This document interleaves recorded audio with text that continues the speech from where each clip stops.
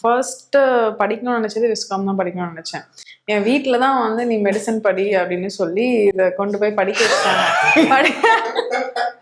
எப்படி இருந்திருக்கோம் பாருங்க, எனக்கு அவ்வளோ படிக்கணும்.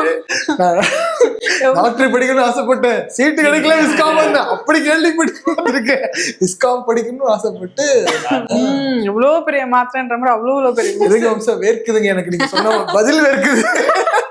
இல்ல, சின்ன வயசுல இருந்து எங்க அப்பா எங்க அப்பா வந்து மிலிட்டரிக்கு அப்புறம் சென்னைக்கு வந்ததே ஒரு நடிக்கணும்னு நினைச்சுதான் வந்தாங்க. சோ அவரோட ஆசை வந்து நிறைய இடத்துல நிறைவேறல. என்னங்க இது bun butter jam heroine Bhavya sir கேட்டா, பவ்யா திரிகா அவங்க கேட்டா அப்படிதான். அவங்க அப்பா commissioner, actually he is commissioner of Chennai something. அவங்க அப்பாவும் ஆக்டராகவும் ஆசைப்பட்டாராம், முடியல, இப்ப பொண்ணு ஆக்டர் ஆயிட்டாங்க. உங்க அப்பா மிலிட்டரியில இருந்து வந்து ஆக்டர் ஆகணும்னு தான் ஆசைப்பட்டாங்க. ஆக்டர் ஆக முடியல. அப்போ வெற்றிமாறன் சார் அந்த டைம்ல தான் எங்க அப்பாவும் வரணும்.